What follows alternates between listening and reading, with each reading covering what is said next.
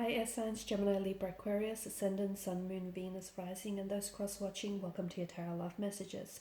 Today we're going to take a look at and see, we're going to explore the connection between you and the one who broke your heart. So we'll see what they've been up to, or we'll see if there's any hurt, remorse in their energy, or if there's like a chance or an opportunity to maybe come back together and maybe revisit things with one another.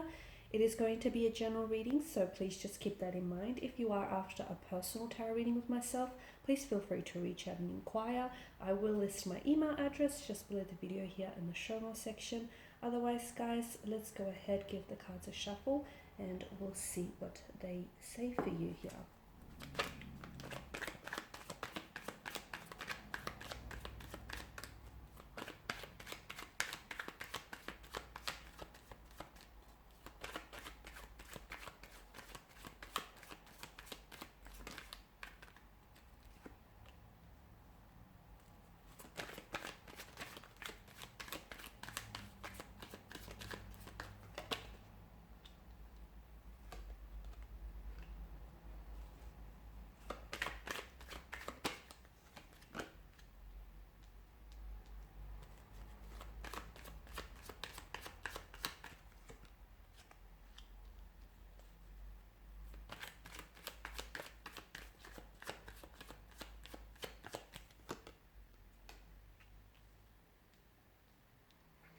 Okay, so this person that hurt you, this particular energy, I feel like they spend a lot of time thinking about what it is that they've said or done to you and just how much pain they've hurt you. I feel like in the moment here, they have a tendency to act really irrational, or they have a tendency to, to just sort of say whatever comes to mind, even if they don't necessarily mean it.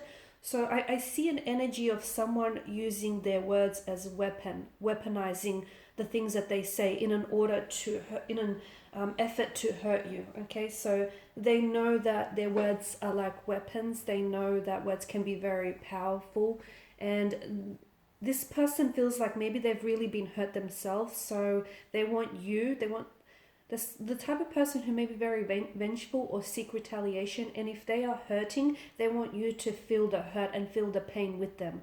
If they're suffering, they say misery loves company, they want you to suffer, or they want you to understand how, the hurt, the pain that they're feeling, so that you can relate on some level. It just feels like there is a bit of spite or vengeance in their nature. It just feels like they are someone who can be very spiteful. They are someone who says things they don't mean, and then they regret it later. Then when they hear it, whatever it is that they've said out loud, then they piece everything together, and then they feel a sense of guilt. Okay, so this is someone who acts first and thinks later. Okay, and I can see that there were certain decisions that were made between you and this person. They were really rushed. They were very aggressive. They were very impulsive. And yes, this person does have a tendency to, as I've mentioned, they'll act first, and then after everything is said and done, they'll go away and they'll do some thinking, and they'll do some regretting, and they'll do some reflecting, and they'll be like, oh, I shouldn't have said that, or I shouldn't have done that. I didn't mean that. Okay, so this is someone who does have issues of their own, and I feel like they have a hard time really expressing or communicating their feelings. This is someone who I also feel like internalizes a lot of their emotions here. They try to, instead of confronting their pain and their hurt individually, they try to bury it deep inside, and in hopes that that is going to go away. But of course, we know feelings don't work that way. They don't dissolve. They don't just dissipate into thin air. They do mount up, and they might even have a tendency to come back and resurface at the most inconvenient of times. Some of you, I feel like this person that has hurt you, okay, I feel like, I'm not sure if you've heard from them just yet. For some of you, this person is coming back into your life. I am saying that there is going to be communication. Okay, so for some of you, you might have had an incident or a disagreement here, or like something that feels very unsettling, very uncomfortable. It feels almost like a battle. Okay, the Knight of Swords is a very aggressive nature, but it feels like some words that were said felt like they can't be taken back here, and it feels like after this person has said it, they've gone away and they did some thinking, and this is where they come back to maybe apologize or to try and make sense of it all. So I do feel like some of you have had already, you've had that communication, or you've had that conversation between you and this person. I feel like, given the multitude of ones, this is something that feels like it's very cyclical.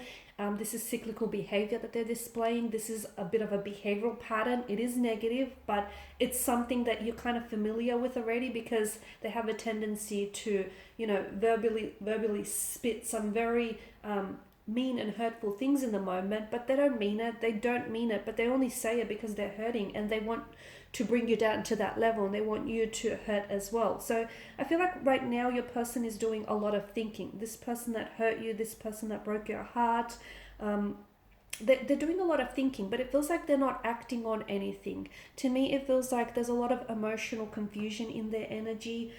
Maybe this person is not sure how the two of you can recover from this. Maybe this person is not sure whether you might still be interested in them or interested in pursuing something. I just feel like this person is really confused as well. They're like swimming. They're drowning in a sea of emotions here. And because we've mentioned that they don't really know how to deal with their emotions, so they're very overwhelmed. So right now, if they aren't communicating, or if they're silent and very withdrawn, they're just trying to process all of these emotions. I don't think they're going about it the right way though, because I feel like they are struggling here, because there's such, the moon card depicts such confusion, uncertainty, illusion, deception, right? So I feel like they're trying to avoid destructive actions in trying to find an outlet for their emotions, but I feel like there could potentially be indulging in some kind of abuse here. So they might try and drink their sorrows to not feel anything at all. They might be taking some substance. They might just do or indulge in things to try and numb their pain. It feels like they're sort of leaning on extreme responses to their emotions. So I don't think they're not necessarily in a good place emotionally and mentally. There is a lot of confusion and a lot of uncertainty here in their energies as well. And it does feel like when things go wrong for this person, they go into a very dark place, or their energy can get a little bit volatile. They can experience some self-hatred. Like they could be really the things that they're doing are obviously, like for example, if they are drinking, or if they are indulging in a substance, or whatever it is that they're doing, it feels like this is sort of a response that comes from anger, that comes from hurt. And instead of confronting where that is stemming from, they're kind of trying to move away from it, but they're not doing it in the right way, right? So I feel like their emotions can really go to a dark place, and I feel like right now they are struggling. They do want to reach out and communicate with you, but they're scared that it's only going to go back to that particular event or incident that happened between the two of you, or it's only going to result in argument and disagreement. So this is why I feel like they're giving you and themselves some space, more specifically some mental space, just to really think about things here.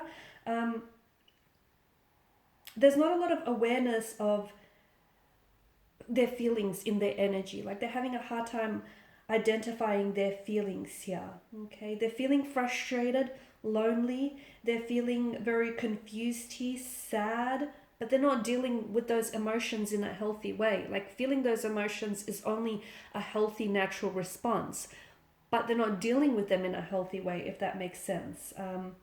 Emotional intelligence is rare, okay, and in part it is defined by someone who is able to identify their emotions, pinpoint what they're feeling here, okay, but emotionally intelligent people become that way over time. It's not like people are born with it, okay, it's once you experience a certain emotion, you're in a better position to accept it and do something about it. But this person, rather than experiencing those emotions, this person tries to drown those emotions, if you get what I mean here. I do feel like there is still going to be some future contact, some future communication with this person. I do feel like they're really judging themselves really harshly for what it is that they've said or done. So it's not like they feel like they're innocent in this, or they don't feel like they've done nothing wrong. But I just feel like they're willing to take partly of the blame for this, but I also feel like they're sort of, it turns out that to me, they're kind of also, in a way, trying to avoid or deny some of the emotions as well. So it just feels like if they can try and embrace those dark emotions and feel, the darkest parts of these human feelings, I feel like it can really fuel their personal growth in this relationship and in this connection. And this is what they need. I feel like they have a hard time expressing with their emotions, and they resort to anger, and they resort to saying things and doing things that they don't mean here. But it's only because there's so much emotion running around in their subconscious and in their energy that they're just latching onto whatever outlet to sort of try and, release it. So instead of running from their emotions, they need to be able to embrace them in a healthy and natural way. And that's going to be the pathway to finding emotional health, but also finding the pathway to finding a healthy relationship and a healthy connection with someone. Alright guys, and these are your messages. Thank you as always for watching and listening. Please show your support by liking, sharing, subscribing. For those of you interested in a personal reading, feel free to connect. Otherwise, bye for now.